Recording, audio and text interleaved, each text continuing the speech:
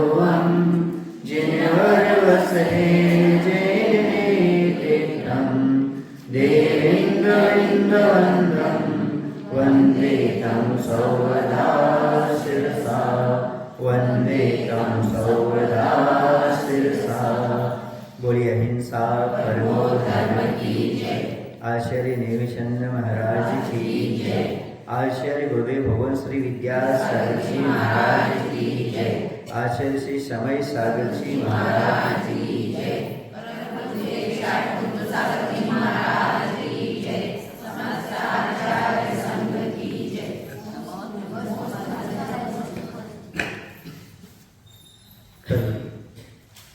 अपना विषय चल रहा था सिद्धों के बारे में।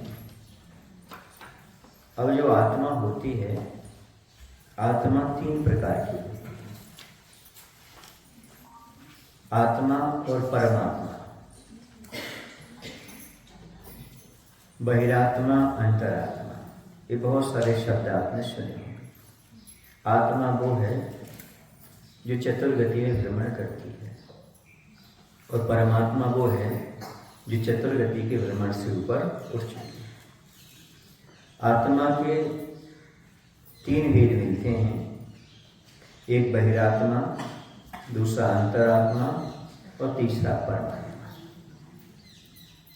बहिरात्मा का अर्थ है देह जीव को एक गणेशो बहिरात्म तत्त्वमता, जो शरीर और आत्मा के भेद को नहीं जानता और पंचेंद्रिय विषयों में लीन रहता है, वह आसक्त बना रहता है इंद्रिय विषयों में, वह बहिरात्मा होता है।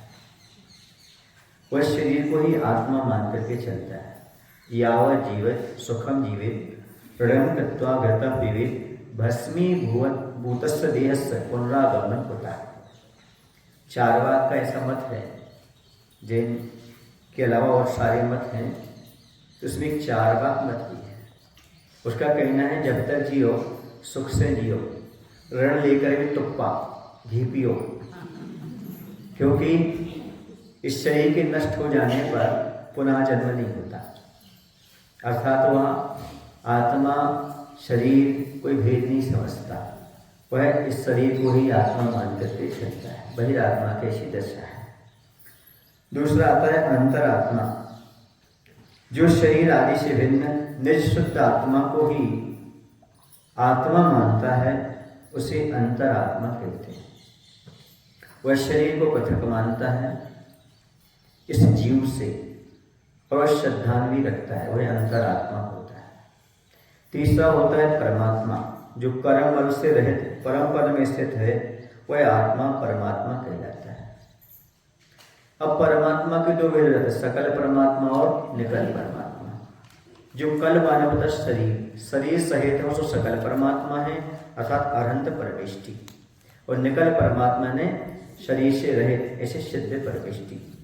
इस प्रकार से ये व्यवस्था 3 आत्माओं की हो जाती है, बहिरात्मा, अंतरात्मा और परमात्मा रूप में हो जाता है।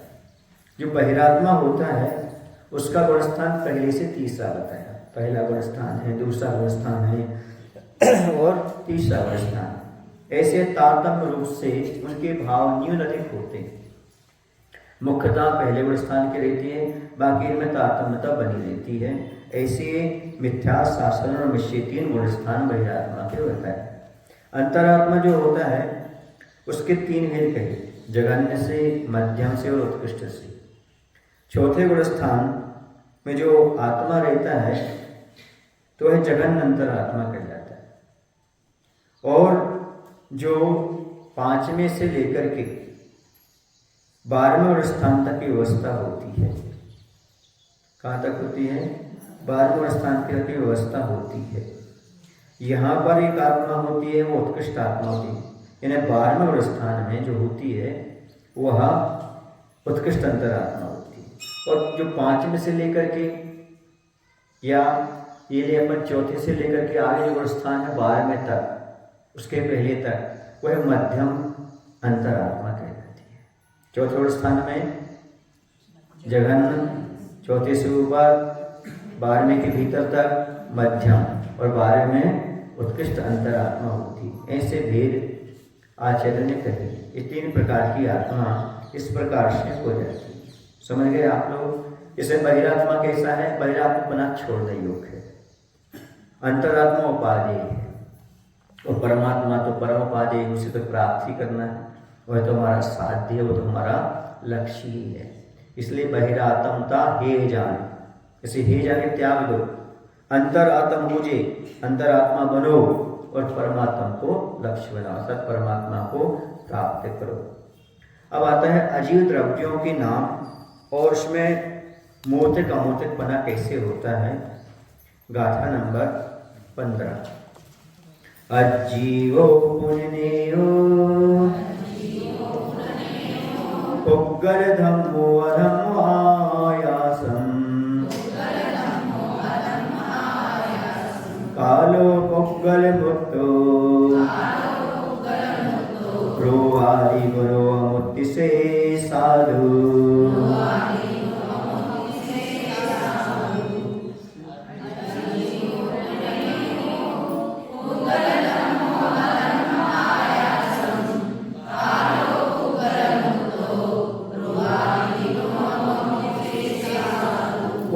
और कह रहे हैं पुग्गल पुद्गल धम्मो धर्म अधम्मो अधर्म आयासम आकाश दू, और कालो काल अजीवो अजीव द्रव्य नेरो जानना चाहिए। अजीव द्रव्य कौन कौन से हैं? पुद्गल, धर्म, अधर्म, आकाश और काल। इसको छोड़ करके जीव को छोड़ करके बाकी के बाकी 5 क्या हो जाएंगे? पुद्गल द्रव्य।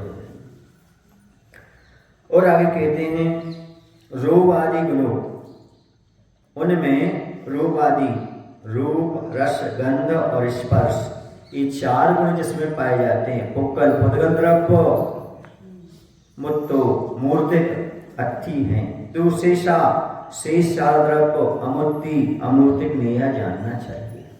इनमें भी उन्होंने बताया, सबसे पहले तो ये बता दिया कि अजीव द्रव्य कितने होते हैं? 5 होते हैं। उनमें भी मूर्तिक और अमूर्तिक की अपेक्षा उद्गल द्रव्य जो होता है मूर्तिक होता है, बाकी शेष 4 शुद्ध द्रव्य हैं जो कि अमूर्तिक हुआ करते हैं। धर्म, अधर्म, आकाश और काल। अब यहाँ पर अजीव किसे कहते हैं? जीव का उल्टा अजीव, ठीक है। जीव का तो उल्टा कैसे हो गया? अजीव हो गया। नहीं, उसके गुण की अपेक्षा जिसमें जीवत अर्थात चेतना नहीं पाई जाती उसे अजीव कहते हैं। चेतना से रहित पदार्थ अजीव होता है। चेतना क्या चीज है? अनुभव रूप भाव का नाम चेतना है। ये अनुभव नहीं कर सकता, सुख दुख का अनुभव ये पुद्गल नहीं कर सकता। समझ गए? ये टेबल है, बेंच आदि हैं, ये सुख दुख का अनुभव नहीं कर सकते। तो अनुभव रूप जो भाव है उसका नाम ही चेतना कहलाता है। अब ये चेतना क्या चीज होती है? आचरण चेतना के भी 3 भेद होता है। किसके? चेतना के। कर्म फल चेतना, कर्म चेतना और ज्ञान चेतना। ऐसे 3 प्रकार की चेतना यहाँ पर बताई। कर्म फल चेतना क्या चीज है? कर्म फल चेतना का अर्थ है अव्यक्त सुख दुख अनुभव स्वरूप कर्म फल चेतना होती है। सुख दुख अनुभव स्वरूप जो है वह कर्म फल चेतना है। वह मात्र कर्म फल को भोगता रहता है, सामान्य से भोग रहा है। और कर्म चेतना क्या है? इच्छा पूर्वक राग देश रूप परिणमन भाव हो जाता है, वह कहलाती है कर्म चेतना। कर्मों का उदय आया, उससे भोग रहा है, कर्म फल भोग रहा है, एक कर्म फल चेतना है। कर्म चेतना और राग देश परिणाम कर रहा है, ये हो गया कौन सी चेतना? कर्म चेतना। वो तो ज्ञान चेतना, वह राग देश आदि से रहित होती ज्ञान चेतना। समझ रहे ना? तो महाराज ये चेतना होती कहाँ है, कैसे होती है? तो पंचास्ति काय में आचार्य कुंद भगवान ने कहा है सब्बे खलु कम फलम थावर काया तसाहि कच्चिजुदम पन्यत्वदिकंतानानं बिंदन्ति ते जीवा। गाथा नहीं है इसमें, वो पंचास्ति काय की गाथा है। किसकी गाथा है? पंचास्ति काय में स्पष्ट रूप से कहा है सर्व स्थावरः कर्म फल चेतन्ति। सभी स्थावर जीव कर फल को चेतना उनके पास होती है। उसके बाद उन्होंने कहा तसह कर्म व कर्मफल चेतन थे, कर्म चेतना भी होती और कर्मफल चेतना भी होती त्रस के पास। इसके बाद कहा केवल ज्ञानी नहा ज्ञान चेतन थे, केवल ज्ञानी के पास ज्ञान चेतना होती है। किनके पास होती है? हाँ। अब देखिएगा, जो जो एक इंद्रिय आदि जीव हैं उनमें मुख्यता रहती है कर्म फल चेतना की। तृष्णों में कर्म चेतना भी रहती है और कर्म फल चेतना भी रहती है। तृष्ण में पंचेंद्रिय भी आ जाते, सब आप सब आ गए तृष्ण में, तो कर्म चेतना और कर्म फल चेतना। आप कर्म का फल भोग रहे हैं और राग द्वेष रूप परिणाम भी करते चले जा रहे हैं। नार की मात्र कर्म फल चेतना को भोगते रहते, वहाँ कर्म फल चेतना ही है, इस प्रकार से चलता है। और कर्म फल चेतना भी आती जाती रहती है, लेकिन ज्ञान चेतना भी हमारे पास नहीं है। ज्ञान चेतना का अनुभव तो मात्र केवल भगवान करते हैं, पंचकुंज भगवान ने कहा है। तो महाराज जी हमारे पास ज्ञान चेतना तो है, दर्शन और ज्ञान चेतना, उसकी बात यहाँ नहीं कही जा रही। ज्ञान तो प्रत्येक जीव के पास है, पर वेदन किसका चल रहा है वो बात कह रहे। वहाँ कर्म और कर्मफल से ऊपर उठे हुए अनंत भगवान, इसलिए वहाँ पर उनके लिए मात्र ज्ञान चेतना कही है। चौथे स्थान में ज्ञान चेतना मत मान लेना। हाँ, सप्तम स्थान में जो होता है वह इससे हटने का प्रयास चलता रहता है, कर्म और कर्मफल चेतना से। बाकी वो ज्ञान चेतना है ऐसा वहां पर अनुभव नहीं करना चाहिए वरना मानना चाहिए। ज्ञान चेतना मात्र कौन के होता है? हाँ, कुछ लोग चौथे स्थान से कहते हैं। कहाँ से कहते हैं? चौथे से 14वें तक होती है, लेकिन नहीं, पंचास्ति काव्य में स्पष्ट लिखा है। क्या लिखा है? पानित्तम अधिकंता नानम विन्नति ते जीवा। 10 प्राणों से जो अतिक्रांत हो गए, सिद्ध परमेष्ठी हो गए। 10 प्राणातिक्रांत सिद्धा, जो 10 प्राणों से दूर हट गए, ऊपर उठ गए, वो हैं। वो कहते हैं, उनको कहा सही ज्ञान चेतना तो वही भेदन करते। कौन करते हैं?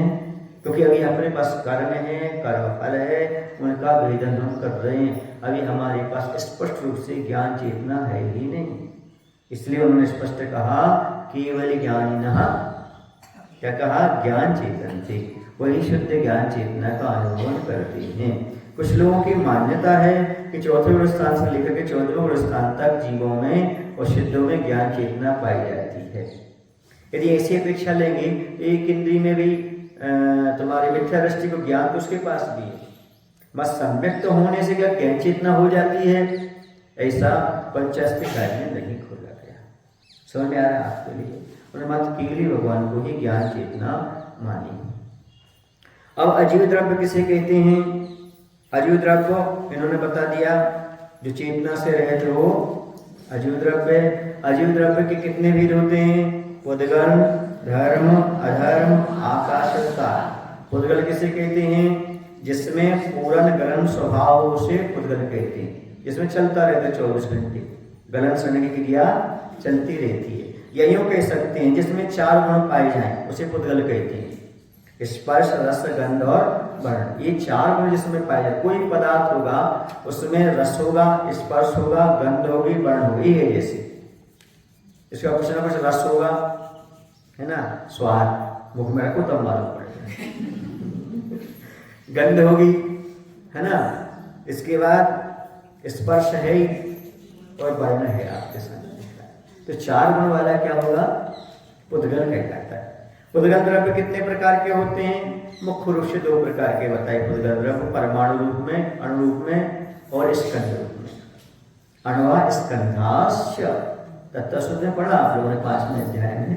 अण्वा स्कंधाश्च नानो, सूत्र पढ़ा ना, सबसे छोटा सूत्र।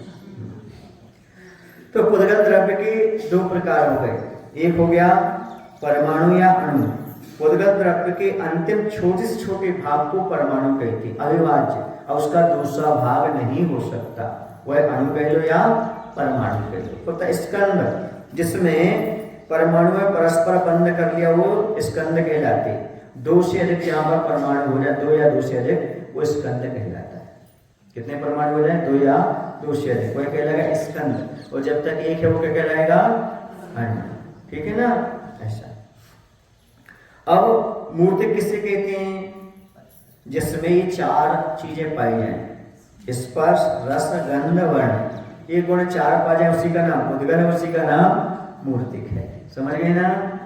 अब इसके बाद अमूर्तिक किससे कहते हैं? जिसमें ये चार चीजें ना पाई जाए। अच्छा, कौन सा? स्पर्श, रस, गंध, वर्ण, गुण नहीं पाए जाते, उसे अमूर्तिक कहते हैं।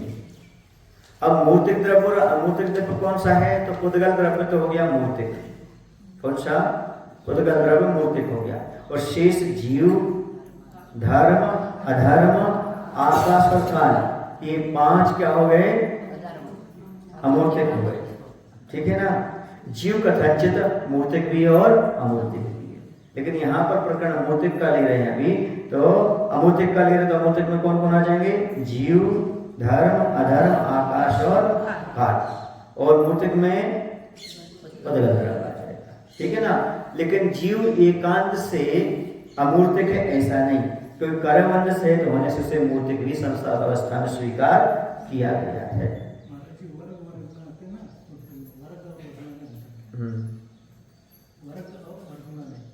वर्ग और वर्गणा अभी आएगा इसमें, अभी जब खोलेंगे, जब सब आएगा तो पूरा विषय दे देंगे आपको, है ना? तो ये आ गया। अब इसके बाद आता है उसमें पुद्गल के 20 गुण हो जाते हैं। वैसे तो 4 में कितने हो जाते हैं? 20 गुण कैसे हो जाते हैं? इन सबके भेद कर दो। जैसे आपने कर दिया, वर्ण के कितने कर दिए? वर्ण कितने प्रकार का होता है? 5 प्रकार का होता है। गंध कितने प्रकार का होता है? 2 प्रकार का होता है। रस कितने प्रकार का होता है? 5 प्रकार का। स्पर्श कितने प्रकार का होता है? सबको जोड़ दो, 5 और 2 7 और 5 12, 12 और 8 20। ये पुद्गल के 20 गुण भी बताए गए। वैसे 4 मुख्य उनके भेद कर दो तो 20 हो जाते हैं। समझ गए ना? अब यदि अपन देखें तो 20 गुणों में से कितने गुण पाए जाते हैं? एक परमाणु में पर खोजें तो परमाणु में कितने गुण पाए जाते हैं? क्योंकि 20 तो हैं, पर एक कोई परमाणु इसमें कितने पाए जाएंगे? तो परमाणु में एक तो रस पाया जाएगा, कोई ना कोई एक रस रहेगा, है ना? एक गंध रहेगी, एक या तो सुगंध रहेगी या दुर्गंध रहेगी, एक कोई वर्ण रहेगा, 2 स्पर्श रहेंगे। हाँ, क्योंकि शीत उष्ण में से कोई एक रहेगा और स्निग्ध रुक्ष में से कोई एक रहेगा, तो ये 2 तो रहेंगे रहेंगे। समझ गए ना? कोई पदार्थ है ठंडा वगैरह होगा उसमें से, या फिर कड़क और मुलायम होगा, तो इसमें से ये 2 गुण हो जाएंगे इस प्रकार के। और तो यहाँ पर कितने हो गए? एक रस, एक गंध, एक वर्ण, 2 स्पर्श, कितने हो गए? 5 हो गए, है ना? इसके बाद ये जो है ना, गुरु है, लघु है, कठोर है, मृदु है, स्पर्श परमाणु में नहीं पाए जाते, क्योंकि वे स्कंद के विषय हो जाते हैं। जैसे गुरु और लघु है ना, ये उसमें नहीं पाया जाएगा परमाणु में, क्योंकि किसके अपेक्षा लिया जाएगा? स्कंद के रूप से लेगा। कठोर और मृदु ये परमाणु में नहीं लिया जाएगा, क्योंकि वो स्कंद में लिया जाएगा, है ना? इस प्रकार से यहाँ पर 5 गुण प्रत्येक परमाणु में पाए जाते हैं। कितने गुण? 5 गुण। कौन कौन से 5 गुण लेंगे? एक रस, एक गंध, एक वर्ण और 2 स्पर्श। समझ गए ना? इस प्रकार से 5 प्रत्येक पुद्गल में पाई ही जाती हैं। अब यहाँ पर प्रश्न उठता है, क्योंकि ये पुद्गल जो है वह पुद्गल की स्वभाव पर्याय कौन सी है और व्यवहार पर्याय कौन सी है? तो परमाणु अन्न निरपेक्ष परिणमन पुद्गल की स्वभाव पर्याय है, और व्यवहार पर्याय कौन सी है? परमाणु का स्कंद रूप परिणमन कर जाना। ये क्या कहलाएगा?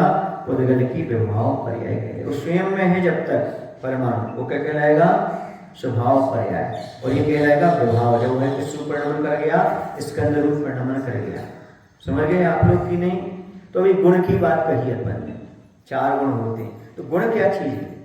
गुण किसे कहते हैं और गुण कैसे होते हैं? तो गुण जो होते हैं 3 प्रकार के हो जाते हैं।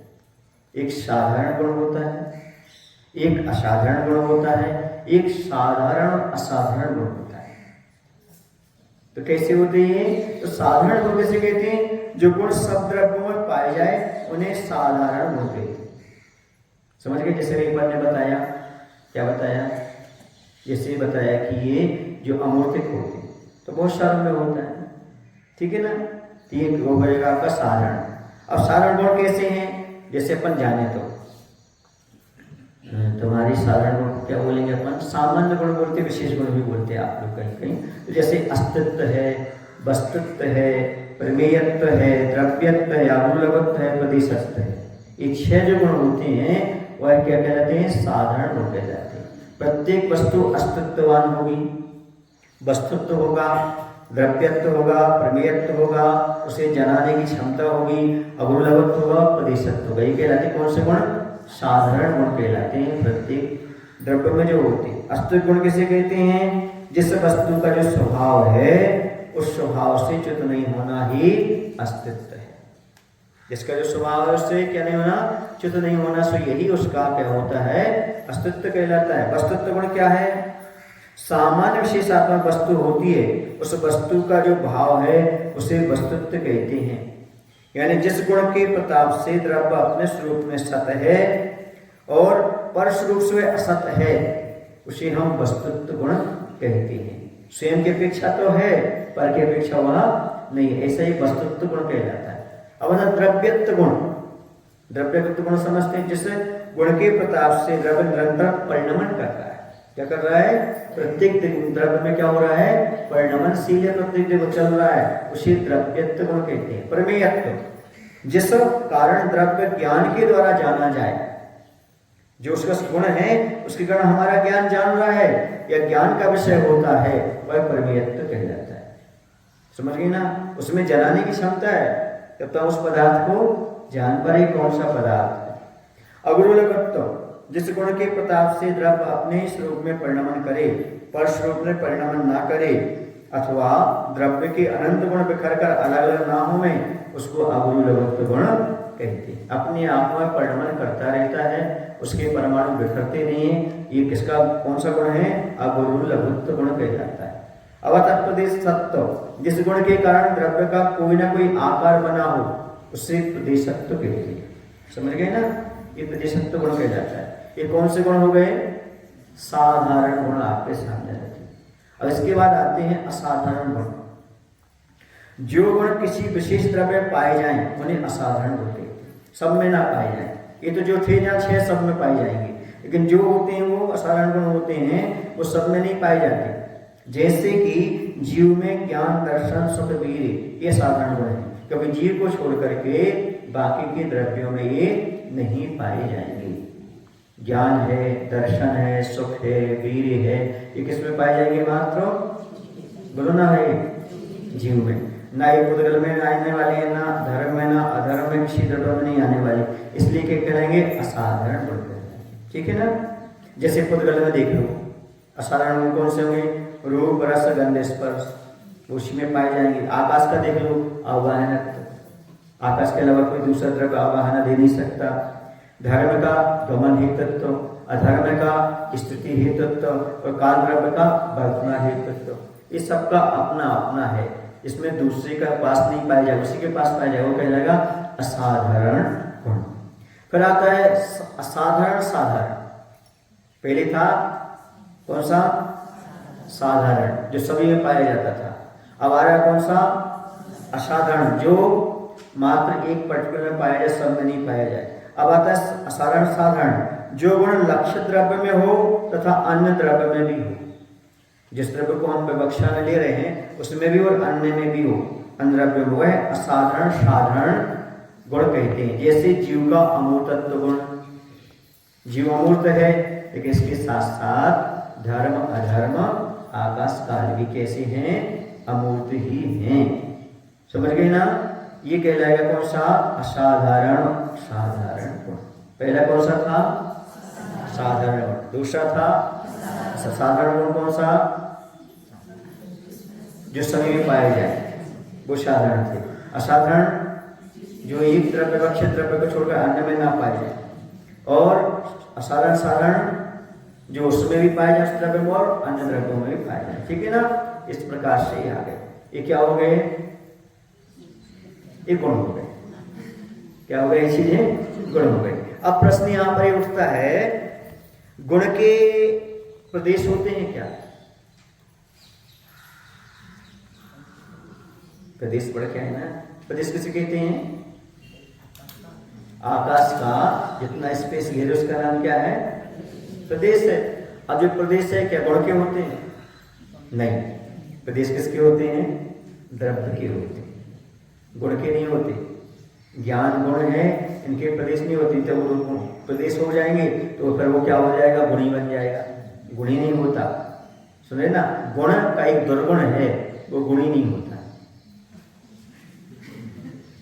द्रव्याश्रया निर्गुणा गुणा क्या है? तब तो सुन पड़े, द्रव्य का एक गुण है, द्रव्य उस गुण का एक गुण है या अवगुण है, ये मान लो। उसके पास गुण नहीं होता, वह स्वयं द्रव्य की आश्रित रहता है, किसी गुण को आश्रय नहीं था। जैसे द्रव्य के पास आश्रय से ज्ञान भी रहेगा गुण, और दर्शन गुण भी रहेगा, सुख वीर्य भी रहेगा। लेकिन ज्ञान गुण के पास और कौन सा गुण रहेगा? कोई नहीं। इसलिए गुण प्रदेशी नहीं होता है, समझिए ना। गुण स्वयं आश्रित होता है, किसके आश्रित होता है? द्रव्य के आश्रित। इसलिए कहा निर्गुणा गुणा, गुण निर्गुण होता है, अर्थात गुण के पास और कोई दूसरा गुण नहीं होता है। वह स्वयं द्रव्याश्रित, वह स्वयं द्रव्य के आश्रित रहा करता है। ऐसा में आपको हाँ, ज्ञान है, गुण की पर्याय तो होती है, गुण की पर्याय तो होती है, पर गुण स्वयं प्रदेशी नहीं होता। यदि ऐसा मानेंगे तो ज्ञान फिर क्या हो जाएगा? प्रदेशमान हो जाएगा, जो कि संभव नहीं है। जबकि जीव द्रव्य है प्रदेशमान, कैसा? असंख्यात प्रदेशी। ऐसे में आपको, इसलिए गुण जो होता है अन्य गुणों को आश्रय देने वाला नहीं होता, क्योंकि वह स्वयं किसके आश्रय से रहता है? द्रव्य के आश्रय से रहता है। तत्वसुध पढ़ा ना आपने, मटेरियल पूरा का पूरा, कौन से अध्याय में? 5वें अध्याय।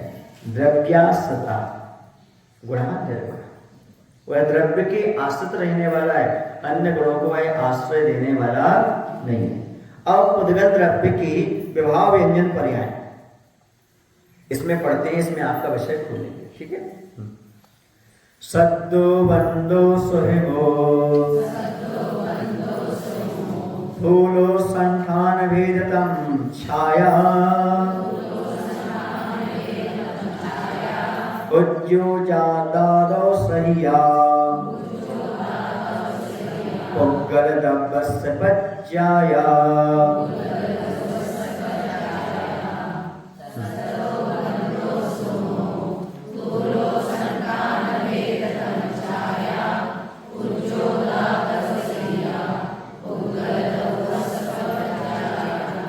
अभी यहाँ पर उद्गत द्रव्य की विभाव व्यंजन पर्याय का वर्णन आ रहा है। तो कहा जा रहा है सद्दो शब्द, बंधो बंध, सहमो सूक्ष्मत्व, थूलो स्थूलत्व, संस्थान माने संस्थान आकार, भेद भेद माने खंड, तम माने अंधकार, छाया छाया, उज्जोत आदव सैया, उज्जोत और आदव माने आताप, सैया माने सहित, ये सब पुग्गल उद्गल द्रव्य की पर्याय संति होती हैं। क्या होती हैं? ये उद्गल द्रव्य की पर्याय है। जैसे कि अभी आपके लिए बताया गया कि जो शब्द है वह भी उद्गल की पर्याय है। बंध, सूक्ष्मत्व, है ना, और इसके बाद आकार जो बन रहा है, खंड जो बन रहा है, अंधकार जो है, उद्योत जो है, आतप है, ये सारे के सारे उद्गल की पर्याय हुआ करती है। पर्याय किसे कहते हैं?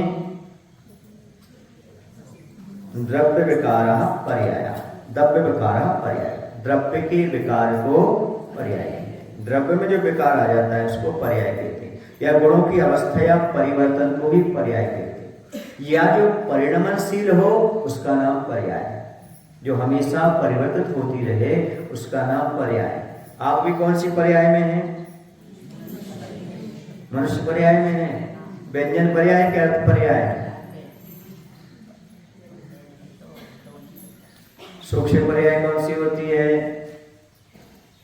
अर्थ पर्याय कौन सी होती है? वो क्षणवर्ती होती है, जो बहुत देर तक रहे वो व्यंजन पर्याय होती है। समझ गए ना? ये पर्याय है जो आपके सामने दिख रही है, ये सब क्या है? पर्याय, ये द्रव्य नहीं है। लेकिन गुण पर्यायवत द्रव्यम, गुण और पर्याय सहित जो होता है उसका नाम द्रव्य है। इसलिए आपको जीव माना है। यदि हम गुणों के समूह को क्या कह दें, द्रव्य कह दें, तो आप जीव नहीं ठहरे, क्योंकि आपके गुण दिख ही नहीं रहे हमें। कहाँ दिख रहा ज्ञान दर्शन? दिख क्या रहा आपको? पर्याय दिख रही। इसलिए आचार्य ने गुणों के समूह को कहीं भी द्रव्य नहीं कहा। यदि गुणों के समूह को द्रव्य कहेंगे तो मस्त परवेशित ठहरेंगे, वैसे लोग तो बाकी उनके पास भी सट वृद्धि गुण हानि जो होती रहती है उनमें भी परिणाम होता रहता है, समझ गए? सूक्ष्म परिणाम में भी चलता रहता है। इसलिए हम ये नहीं कह सकते कि मात्र गुणों के समूह का नाम द्रव्य है। क्या बोलेंगे अब? गुणों और पर्याय के समूह का नाम द्रव्य होता है। तो ये जो आपका केवल ज्ञान है, फिर से खोलो, शायद खोल चुके, फिर भी खोल देता हूं। केवल ज्ञान गुण है, द्रव्य है, पर्याय, तीन में से क्या? अच्छा, जो द्रव्य मानते वो हाथ ऊपर करो, जो केवल ज्ञान को द्रव्य मानते वो हाथ ऊपर करो, जो गुण मानते हैं वो हाथ ऊपर करो, केवल ज्ञान में जो गुण मानते जो हाथ ऊपर करो, 1 2 3। जो पर्याय मानते वो हाथ ऊपर करो। ये कुछ लोग तो हाथ ऊपर नहीं करते, नहीं पता क्या है।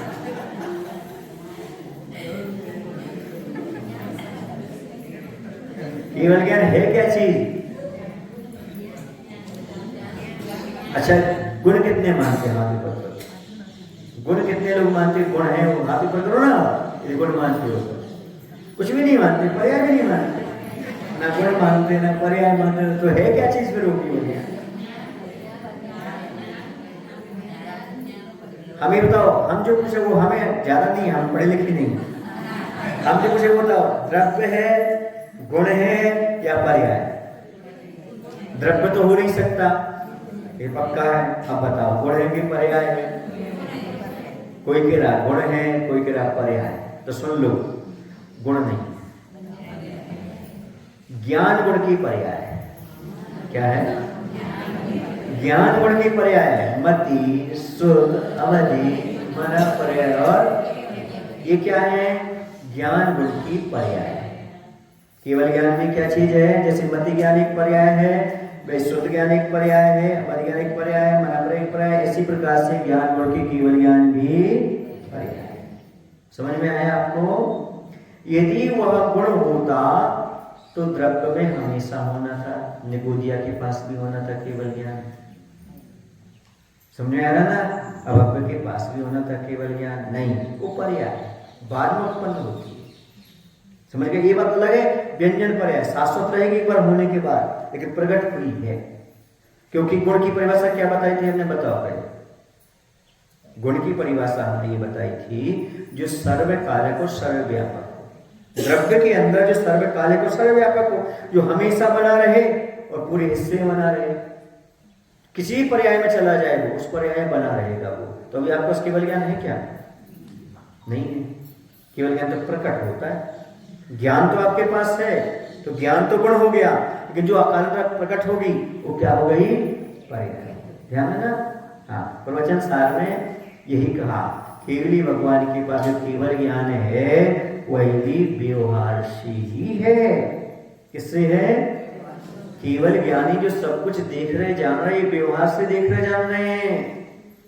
ये सब व्यवहार है, केवल ज्ञान से देखना जानना। पर को देखना जानना झलकना सब व्यवहार है, क्योंकि निश्चय में आत्मा के अलावा कुछ देखना जानना होता ही नहीं। जो कुछ होता सब आत्मा बस। इसलिए भगवान निश्चय से मात्र आत्मज्ञ है। केवल ज्ञानी किसकी अपेक्षा है? व्यवहार की अपेक्षा है। अब व्यवहार कहां तक चलता है? बोलो ना भाई। 3वें गुण स्थान तक चल रहा है व्यवहार। तुम 4थे गुण स्थान में छोड़ने की बात करते हो, तो सोचो समझो इसके लिए कि विवक्षा कहां से कहां तक कैसे आचार्य ने कही है। इसलिए ये पर्याय, केवल ज्ञान क्या चीज है भाई? पर्याय छोड़ो, पर्याय बुद्धि छोड़ो। ऐसा कितना लोग नहीं। ऐसे पर्याय बुद्धि छोड़ने का अर्थ क्या है? पर्याय को छोड़ने का अर्थ क्या है? पर्याय अशुद्धि छोड़ो, पर्याय में अशुद्धि आई है उसे छोड़ने का प्रयास करो। वो नहीं छोड़ते। पर्याय मूर्ता नहीं होना चाहिए, पर्याय बुद्धि तो चलेगी। पर्याय मूर्ता समझते, पर्याय को ही सब कुछ मान के बैठना, ये कौन सी है? पर्याय मूर्ता। वो नहीं होना चाहिए। पर्याय बुद्धि तो चलेगी, क्योंकि पर्याय बुद्धि तो ले जाना पड़ेगी। अच्छा ये बताओ, आपसे पूछना चाहता हूं, एक तो पूछा तो था, आप लोग कपड़ा साफ करते हैं? सबने बोला था हाँ कपड़ा साफ करते। कपड़ा साफ नहीं किया जाता, कपड़े की गंदगी साफ की जाती है। इसकी क्या की जाती है? गंदगी। इसी प्रकार से द्रव्य को साफ नहीं करना, वर्तमान की पर्याय को साफ करना है। किसको साफ करना? पर्याय। इसलिए कहते मनुष्य पर्याय को सार्थक बना लो। मनुष्य द्रव्य को, जीव द्रव्य को ऐसा नहीं कहा जाता है। इस पर्याय को सार्थक बना लो, उसकी शुद्धि कर लो जैसे बन सके जैसे। अच्छा ये बताओ, आप लोग पानी खोदते हैं, कुआं खोदते हैं, कितने लोगों ने कुआं खोदा? अच्छा कुआं खोदते कितने लोगों ने देखा? कितने लोग कुआं खोदते हुए देखा? और कितने लोग इस समर्थन में कुआं खोदता है? कुआं नहीं खोदता, मिट्टी खोदती है। जो खोदने के बाद गड्ढा हो जाता है उसका नाम क्या होता है? कुआं। और पानी नहीं खोदा जाता, मिट्टी खोदी जाती है। पानी तो अंदर है, पानी तो बाहर फूट कर निकलता है। पर क्या कहते हैं? कुआं खोद रहे भैया। ऐसे बोला जाता है कि नहीं बोला जाता? ये है, ये परिणति। पर वास्तव में ये क्या है? हम उसके लिए खोद नहीं रहे, ऐसा कर रहे। ऐसे हम कहते जरूर हैं द्रव्य को शुद्ध करो, द्रव्य को नहीं करना। शुद्ध किसको करना है? पर्याय को साफ सुथरा करना है। द्रव्य तो त्रिकाल शुद्ध है, कपड़ा शुद्ध तो था, उस पर बीच में जो गंदगी आई उसको साफ कर दो। ऐसे द्रव्य त्रिकाल शुद्ध है, पर्यायगत जो अशुद्धि है उसको साफ करने का प्रयास करो। कपड़ा नहीं धोते धोते तो गंदगी है, पर कहने में क्या आता है? हम क्या धोने जा रहे हैं? कपड़ा धो दो सब बह जाएगा, कपड़ा तार तार होकर के बह जाएगा, क्या हाथ रह जाएगा? धोना किसको है? गंदगी को धोना है। इसी प्रकार से हमारी आत्मा के अंदर जो गंदगी पड़ी हुई है उसको साफ करना है। पापों की है, कसायों की है, वो पर्याय में भी जो लिखते हैं हमारे, उसको साफ करने का प्रयास करो। इससे तो हमारी आत्मा अमूर्तिक होकर भी मूर्तिक है। समझ आ रहा है? क्योंकि गंदगी पड़ी हुई है उसमें, कर्मों की गंदगी पड़ी हुई है, तभी तो हमारी आत्मा अमूर्तिक होकर भी अभी क्या है? मूर्तिक है। मूर्ति रूप में क्यों निकल रही आत्मा? इसलिए क्योंकि अभी कर्म की गंदगी पड़ी हुई है। पुण्य न मिल गया आचार्य विद्यासागर जी महाराज की जय।